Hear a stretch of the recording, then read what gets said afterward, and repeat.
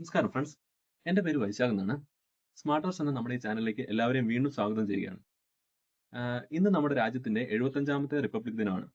ഈ ദിനത്തിൽ ഇന്ന് ഞാൻ നിങ്ങൾക്ക് ഷെയർ ചെയ്യാൻ വേണ്ടി പോകുന്നത് 27 വർഷം മുമ്പ് ഇങ്ങനെ ഒരു റിപ്പബ്ലിക് ദിനത്തിൽ നമ്മുടെ രാജ്യം ഉദ്ഘാടനം ചെയ്ത് നമ്മുടെ ഇന്ത്യൻ റെയിൽവേയുടെ ചരിത്രത്തിലെ ഏറ്റവും വലിയ നാഴികക്കല്ലായി മാറിയ ഒരു പദ്ധതിയെ പറ്റിയുള്ള ഇൻഫർമേഷനാണ്. ഈ പദ്ധതിയാണ് നമ്മുടെ കൊങ്കൺ റെയിൽവേ എന്ന അതിവിസ്മയകരവും അതിഗംഭീരവും അതിമഹനീയമായ ആ റെയിൽവേ പദ്ധതി. 1998 ജനുവരി 26-ന് ഇങ്ങനെ ഒരു റിപ്പബ്ലിക് ദിനത്തിലാണ് കൊങ്കൺ റെയിൽവേ എന്ന അതിമഹനീയമായ ഈ റെയിൽവേ പദ്ധതി നമ്മുടെ രാജ്യത്തിനായി സമർപ്പിക്കപ്പെട്ടത്. കൊങ്കൺ റെയിൽവേ എന്ന ഈ പദ്ധതിയുടെ പ്രാധാന്യം വളരെ വലുതാണ്, പ്രത്യേകിച്ചും കേരളത്തെ സംബന്ധിച്ചിടത്തോളം. ആ ഒരു കാലഘട്ടത്തിൽ 1998-ന് മുമ്പ് കേരളത്തിൽ നിന്നും ഉത്തരേന്ത്യയിലേക്ക് ട്രെയിനിന് സഞ്ചരിച്ച ആളുകൾക്ക് വ്യക്തമായിട്ടും കൃത്യമായിട്ടും അറിയാം. നമ്മൾ കേരളത്തിൽ നിന്നും ആ ഒരു കാലഘട്ടത്തിൽ ഉത്തരേന്ത്യൻ സംസ്ഥാനങ്ങളിലേക്ക് പോയിക്കൊണ്ടിരുന്നത് ട്രെയിൻ മാർഗം പോയിക്കൊണ്ടിരുന്നത് പാലക്കാട് വഴിയായിരുന്നു. അന്ന് പാലക്കാട് വഴി മാത്രമേ നമുക്ക് റെയിൽവേ ആക്സസ് ഉണ്ടായിരുന്നുള്ളൂ ഉത്തരേന്ത്യയിലേക്ക് കടക്കാൻ വേണ്ടിയിട്ട്. അതുകൊണ്ട് തന്നെ കേരളത്തിൽ നിന്നും ദില്ലി വരെയൊക്കെ എത്താനായിട്ട് അന്ന് കൃത്യം 3 ദിവസത്തോളം എടുക്കുമായിരുന്നു. അപ്പം എൻ്റെ ഫാദറൊക്കെ ആ ഒരു ടൈമിൽ പട്ടാളത്തിൽ ആയിരുന്നു ഉണ്ടായിരുന്നത്. അപ്പം അതുകൊണ്ട് തന്നെ അച്ഛനൊക്കെ പറഞ്ഞു കേട്ടിട്ട് എനിക്ക് നല്ല അറിവുണ്ട് ആ ഒരു കാലഘട്ടത്തെ ട്രെയിൻ യാത്രയെ പറ്റി. അപ്പൊ നമുക്ക് കേരളത്തിൽ അച്ഛനൊക്കെ ലീവിൽ വന്നിട്ട് തിരിച്ച് ദില്ലിയിലേക്കും കാശ്മീരിലേക്കും ഒക്കെ പോകുന്ന സമയത്ത് 3 ദിവസം ട്രാവൽ ചെയ്തിട്ടാണ് അവിടെ എത്തിയിട്ടുണ്ടായിരുന്നത്. അങ്ങനെയായിരുന്നു. 3 ദിവസമായിരുന്നു കേരളത്തിൽ നിന്ന് ദില്ലി, ഹരിയാന, ഹിമാചല്, കാശ്മീരൊക്കെ പോലുള്ള ഉത്തരേന്ത്യൻ സംസ്ഥാനങ്ങളിലേക്ക് എത്താനായിട്ട് എടുത്തിരുന്ന സമയം.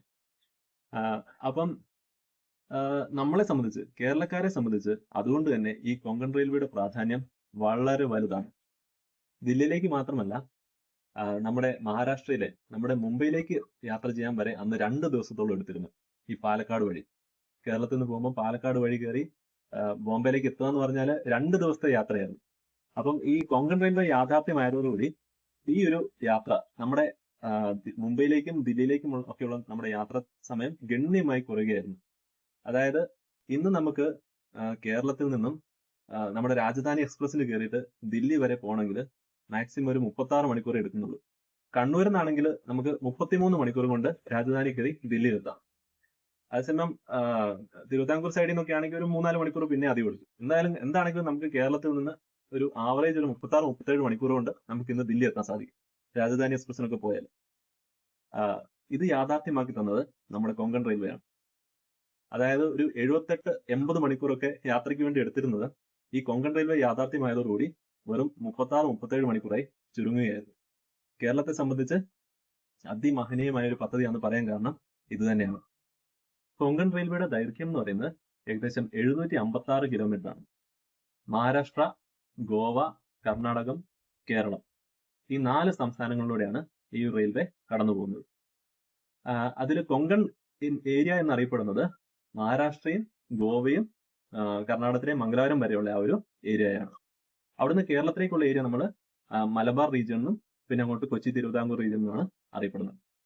മൊത്തം 756 കിലോമീറ്റർ ദൈർഘ്യമുള്ള ഈ കൊങ്കൺ റെയിൽവേ പദ്ധതി മഹാരാഷ്ട്രയിലൂടെ 361 കിലോമീറ്ററും കർണാടകത്തിലൂടെ ഏകദേശം 239 കിലോമീറ്ററും ഗോവയിലൂടെ 156 കിലോമീറ്ററുമാണ് കടന്നു പോകുന്നത്. 1989-90 കാലഘട്ടത്തിലാണ് ഈ ഒരു പണിയുടെ വേഗത കൂടിയത്. അതായത് 1960-കളിലും 70-കളിലും ഇങ്ങനെ ഒരു പദ്ധതിയെ പറ്റിയുള്ള ഡിസ്കഷൻസ് ഒക്കെ ഒരുപാട് നടന്നിരുന്നെങ്കിലും അന്ന് ഫണ്ടിന്റെ വളരെയധികം ബുദ്ധിമുട്ടുള്ള ഒരു സമയമായതുകൊണ്ട് തന്നെ നമ്മുടെ ഇന്ത്യൻ ഗവൺമെന്റുകൾക്ക്, പല ഗവൺമെന്റുകളും മാറി മാറി വന്നെങ്കിലും ഇത് മുന്നോട്ട് കൊണ്ടുപോകാനായിരുന്നില്ല. പലപ്പോഴും ഇതിന്റെ സർവേ ഒക്കെ നടത്തിയെങ്കിലും ഇത് ഈ പദ്ധതിയുമായിട്ട് മുന്നോട്ട് കൊണ്ടുപോകാൻ സാധ്യമായിരുന്നില്ല. കാരണം എന്താണെന്ന് വെച്ചാൽ അന്ന് ഫണ്ടിന്റെ വളരെയധികം ബാഹുല്യം ഉണ്ടായിരുന്നു, ബുദ്ധിമുട്ടുണ്ടായിരുന്നു. അതേപോലെ തന്നെ ഈ കൊങ്കൺ റെയിൽവേ കടന്നു പോകുന്ന മേഖല എന്ന് പറയുന്നത് നമ്മുടെ പശ്ചിമഘട്ട പർവ്വത മേഖലയാണ്. പശ്ചിമഘട്ട പർവ്വത മേഖല എന്ന് പറഞ്ഞാൽ നമുക്കറിയാം വളരെ സെൻസിറ്റീവ് ആയിട്ടുള്ള പർവ്വത മേഖലയാണ്. അതുപോലെ തന്നെ ഇടതിങ്ങി വളരുന്ന ഒരു ഫോറസ്റ്റുമാണ് അവിടെ ഉള്ളത്. പശ്ചിമഘട്ട വനമേഖലയിലൂടെയാണ് ഈ ഒരു കൊങ്കൺ റെയിൽവേ കടന്നു പോകേണ്ടിയിരുന്നത്. അതുകൊണ്ട് തന്നെ ആ ഒരു 60-കളിലും 70-കളിലും ഇങ്ങനെ ഒരു പദ്ധതിയെ പറ്റി ചിന്തിച്ചിരുന്നു എന്നുള്ളതല്ലാതെ മുന്നോട്ട് കൊണ്ടുപോകാൻ സാധിച്ചിരുന്നില്ല. 1960-കളിലും 70-കളിലും ഡിസ്കഷൻ നടന്നു വന്നിരുന്ന ഈ ഒരു പദ്ധതി പിന്നീട് ഹാൾട്ട് ആവുകയും, അതായത് ഇതിനെപ്പറ്റിയുള്ള ചർച്ചകൾ നിർത്തിവെക്കേണ്ടി വരികയും യഥാർത്ഥത്തിൽ ഈ ഒരു പദ്ധതിക്ക് തുടക്കം കുറിക്കപ്പെടുന്നത് പിന്നീട് 1989 to 90 കാലഘട്ടത്തിൽ വന്ന ശ്രീ വി പി സിംഗിന്റെ ഗവൺമെന്റിന്റെ കാലഘട്ടത്തിലാണ്. വി പി സിംഗ് ഗവൺമെന്റിലെ അന്നത്തെ റെയിൽവേ മിനിസ്റ്റർ ആയിരുന്ന ശ്രീ ജോർജ് ഫെർണാണ്ടസിന്റെയും അതേപോലെ അന്നത്തെ ഫൈനാൻസ് മിനിസ്റ്റർ ആയിരുന്ന മധു ദന്തവയുടെയും അതേപോലെ അന്നത്തെ പ്ലാനിംഗ് കമ്മീഷന്റെ വൈസ് ചെയർമാൻ ആയിരുന്ന രാമകൃഷ്ണ ഹെഗ്ഡെയുടെയും നിശ്ചയദാർഢ്യം കൊണ്ടാണ് ഈ ഒരു പദ്ധതിക്ക് തുടക്കമായത്. ശ്രീ ജോർജ് ഫെർണാണ്ടസും മധു ദന്തവയുടെയും അതുപോലെ planning commission vice chairman Shri Ramakrishna ഹെഗ്ഡെയും കൂടി ചേർന്ന് അന്ന് ഒരു നിശ്ചയദാർഢ്യമെടുത്തു. ഈ ഒരു കൊങ്കൺ റെയിൽവേ പദ്ധതി എന്തായാലും എത്ര കഠിനാധ്വാനം ചെയ്തും പൂർത്തിയാക്കും എന്നുള്ളത്. അതിനു വേണ്ടിയിട്ട് അന്നും ഫണ്ടിന്റെ അഭാവം നല്ല രീതിയിൽ ഉണ്ടായിരുന്നെങ്കിലും ഇവര് ഒരു വളരെ തന്ത്രപരമായ ഒരു നീക്കം നടത്തുകയായിരുന്നു. അതായത് ഒരു കമ്പനി ഇവർ രൂപീകരിച്ചു ഈ ഒരു പദ്ധതി നടപ്പാക്കാനായിട്ട്, ഫണ്ട് ശേഖരണത്തിന് വേണ്ടിയിട്ട്. കമ്പനിയാണ് കൊങ്കൺ റെയിൽവേ കോർപ്പറേഷൻ ലിമിറ്റഡ് എന്ന പേരിൽ അറിയപ്പെടുന്ന റെയിൽവേയുടെ നെടും തൂണായിട്ടുള്ള ആ കമ്പനി. കൊങ്കൺ റെയിൽവേ കോർപ്പറേഷൻ ലിമിറ്റഡിനെ പറ്റി പ്രത്യേകിച്ച് പറയേണ്ട കാര്യമൊന്നുമില്ല. നമുക്കറിയാം, എല്ലാ കാലത്തും നമ്മുടെ ഇന്ത്യൻ റെയിൽവേയുടെ അഭിമാനമാണ് കൊങ്കൺ റെയിൽവേ കോർപ്പറേഷൻ ലിമിറ്റഡ്. ഇന്നും ജമ്മുവിൽ നിന്നും ശ്രീനഗറിലേക്കുള്ള റെയിൽവേ പദ്ധതി പൂർത്തീകരിച്ചിട്ടുള്ളത് കൊങ്കൺ റെയിൽവേ കോർപ്പറേഷൻ ലിമിറ്റഡ് തന്നെയാണ്. അവരുടെ നേതൃത്വത്തിലായിരുന്നു നമ്മുടെ ജമ്മു ശ്രീനഗർ റെയിൽവേ ലൈൻ പദ്ധതിയും പൂർത്തീകരിച്ചിട്ടുള്ളത്. അപ്പം ഈ കൊങ്കൺ റെയിൽവേ കോർപ്പറേഷൻ ലിമിറ്റഡ് സ്ഥാപിച്ചത്, ഇതിന് നേതൃത്വം കൊടുത്തത്, ഇത് രൂപീകരിക്കാനുള്ള നേതൃത്വം കൊടുത്തത് Shri George ഫെർണാണ്ടസും Madhu ദന്തവയുടെയും planning commission vice chairman ആയിരുന്ന രാമകൃഷ്ണ ഹെഗ്ഡെയും കൂടി ചേർന്ന്. അപ്പം അന്ന് അവര് ഈ ഒരു കമ്പനിക്ക് ഒരു ഹെഡിനെ വെച്ചു.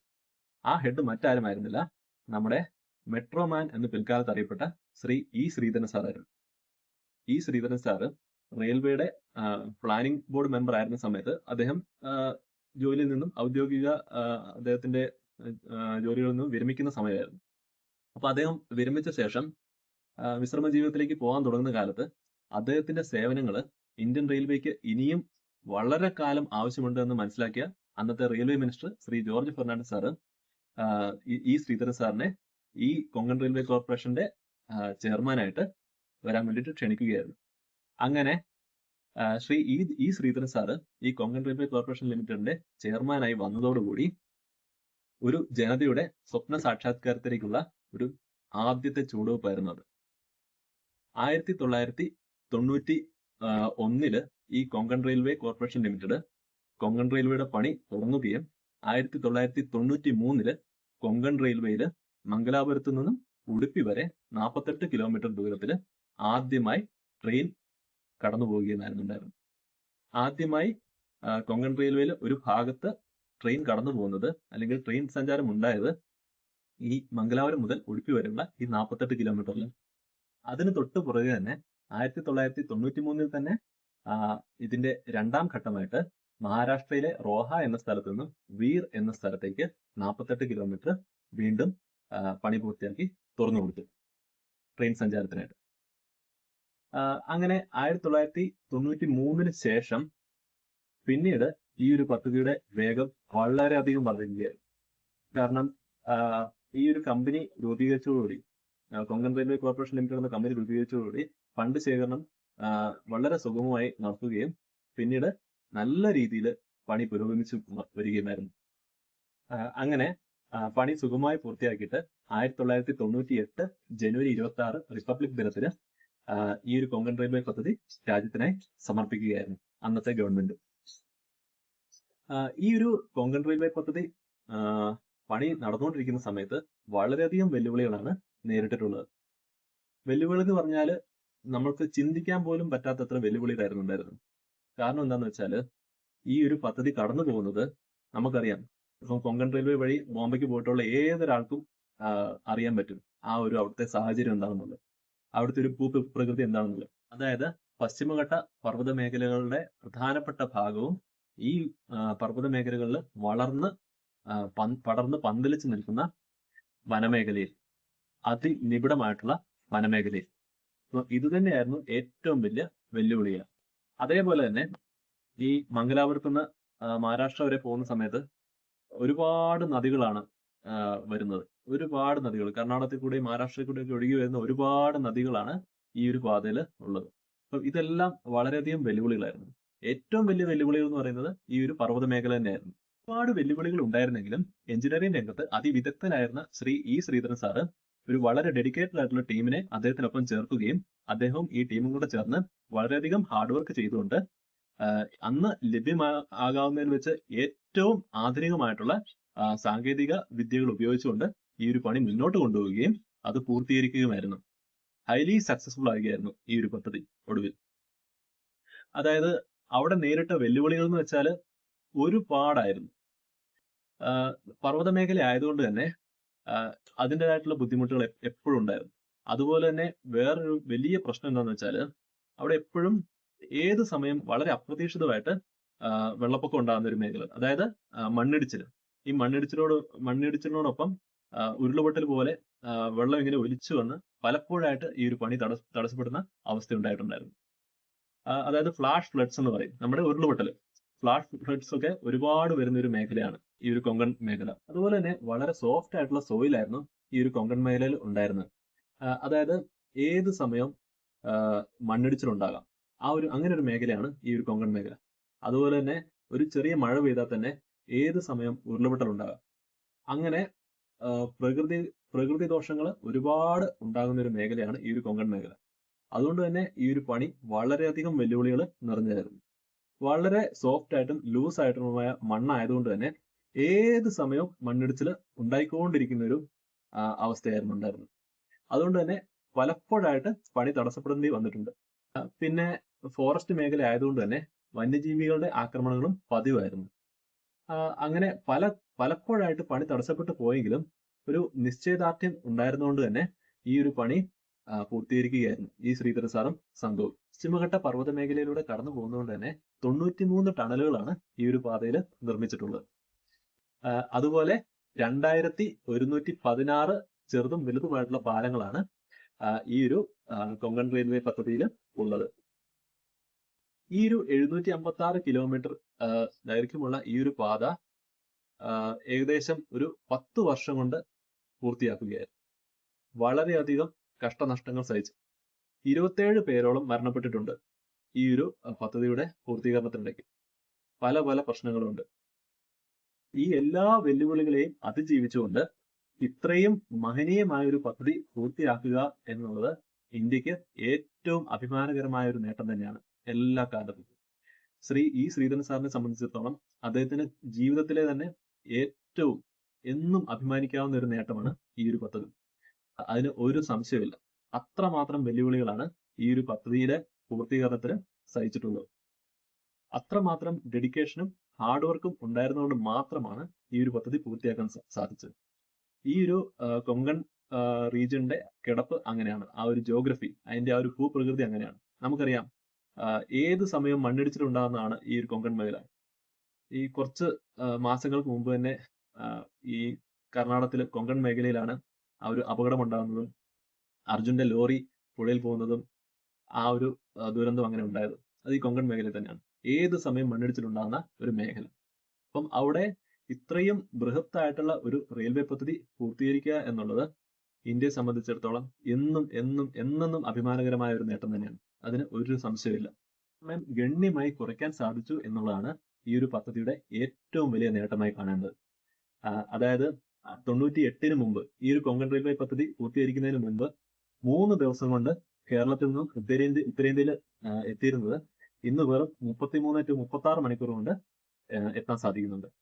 ഇത് കേരളത്തെ സംബന്ധിച്ചിടത്തോളം അതേപോലെ ഇന്ത്യയെ സംബന്ധിച്ചിടത്തോളം വളരെ വലിയൊരു നേട്ടം തന്നെയാണ്. ഈ ഒരു പദ്ധതിയുടെ പണി തുടങ്ങുന്നതിന് മുമ്പ് മറ്റൊരു പ്രധാന വെല്ലുവിളിയായിട്ട് ഉണ്ടായിരുന്ന ഒരു കാര്യം എന്ന് വെച്ചാൽ ഭൂമി ഏറ്റെടുക്കുക എന്നുള്ളതായിരുന്നു.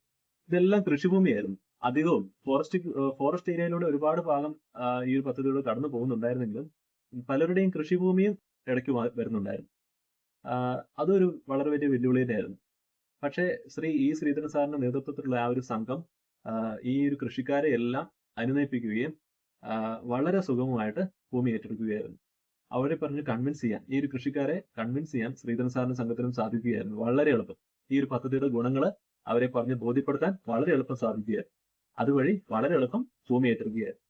ഏകദേശം 43,000 ആളുകളിൽ നിന്ന് ഭൂമി ഏറ്റെടുത്തിട്ടാണ് ഈ ഒരു പദ്ധതി നടപ്പാക്കിയിട്ടുള്ളത്. എല്ലാം കൊണ്ടും വളരെയധികം കഷ്ടപ്പാടുകൾ സഹിച്ച് പൂർത്തിയാക്കിയ ഒരു പദ്ധതിയാണ് ഈ ഒരു കൊങ്കൺ റെയിൽവേ പദ്ധതി. എല്ലാ റിപ്പബ്ലിക് ദിനത്തിലും ഈ ഒരു കൊങ്കൺ റെയിൽവേ പദ്ധതി ഓർമ്മിക്കപ്പെടും. കാരണം 1998 ജനുവരി 26 അന്നത്തെ ആ റിപ്പബ്ലിക് ദിനത്തിലാണ് ഈ ഒരു പദ്ധതി ഉദ്ഘാടനം ചെയ്യപ്പെട്ടത്. റെയിൽവേ പദ്ധതി വരുന്നതിന് മുമ്പ് ഞാൻ പറഞ്ഞല്ലോ, കേരളത്തിൽ നിന്നുള്ള ട്രെയിൻ എല്ലാം ഉത്തരേന്ത്യയിലേക്ക് പോയിക്കൊണ്ടിരുന്നത് പാലക്കാട് കോയമ്പത്തൂർ വഴിയായിരുന്നു. പക്ഷെ 1998 മെയ്യിൽ ആദ്യമായി കേരളത്തിൽ നിന്ന് കൊങ്കൺ റെയിൽവേ വഴി ബോംബെയിലേക്ക് ഒരു ട്രെയിൻ കടന്നുപോയതിനു ശേഷം പിന്നീട് പ്രധാനപ്പെട്ട ട്രെയിനുകളെല്ലാം തന്നെ ഈ ഒരു വഴി തിരിച്ചുവിടുകയായിരുന്നു. പാലക്കാട് വഴി പോയിരുന്ന പല ട്രെയിനുകളും കൊങ്കൺ വഴി തിരിച്ചുവിടുകയായിരുന്നു ചെയ്തത്. പ്രധാനപ്പെട്ട എക്സ്പ്രസ് ട്രെയിനുകളായിട്ടുള്ള നമ്മുടെ രാജധാനി എക്സ്പ്രസ്, മംഗള എക്സ്പ്രസ്, നേത്രാവതി എക്സ്പ്രസ് എല്ലാം 98 മെയ്ക്ക് ശേഷം ഡൈവേർട്ട് ചെയ്ത് ഈ കൊങ്കൺ റെയിൽവേയിലൂടെ കടത്തിവിട്ടു തുടങ്ങി. അങ്ങനെ വളരെയധികം യാത്രാ സമയം കുറയ്ക്കാൻ ഇന്ത്യൻ റെയിൽവേക്ക് സാധിച്ചു. നമ്മുടെ കൊങ്കൺ റെയിൽവേ പദ്ധതിയുടെ 27ാമത്തെ വാർഷികം ആഘോഷിക്കുന്ന ഈ വേളയിൽ നമ്മൾ നന്ദി പറയേണ്ട ഒരുപാട് ആളുകളുണ്ട്. അതിൽ പ്രധാനപ്പെട്ട ആളാണ് 1989-90 കാലഘട്ടത്തിൽ നമ്മുടെ കേന്ദ്ര റെയിൽവേ മന്ത്രിയായിരുന്ന ശ്രീ ജോർജ് ഫെർണാണ്ടസ് സാർ. പിന്നെ അന്നത്തെ ഫൈനാൻസ് മിനിസ്റ്റർ ആയിരുന്ന ശ്രീ മധു ദന്തവഡെ, അതേപോലെ പ്ലാനിംഗ് കമ്മീഷൻ വൈസ് ചെയർമാൻ ആയിരുന്ന ശ്രീ രാമകൃഷ്ണ ഹെഗ്ഡെ, പിന്നെ എത്ര നന്ദി പറഞ്ഞാലും മതിയാകാത്ത നമ്മുടെ എഞ്ചിനീയറിംഗ് രംഗത്തെ അതിവിദഗ്ധനായിട്ടുള്ള ശ്രീ ഇ ശ്രീധരൻ സാർ. ഈ ശ്രീധരൻ സാറിന്റെ ആ ഒരു ഡെഡിക്കേഷന്റെ ഫലമാണ് ഇന്ന് നമ്മൾ കാണുന്ന ഈ ഒരു കൊങ്കൺ റെയിൽവേ പദ്ധതി.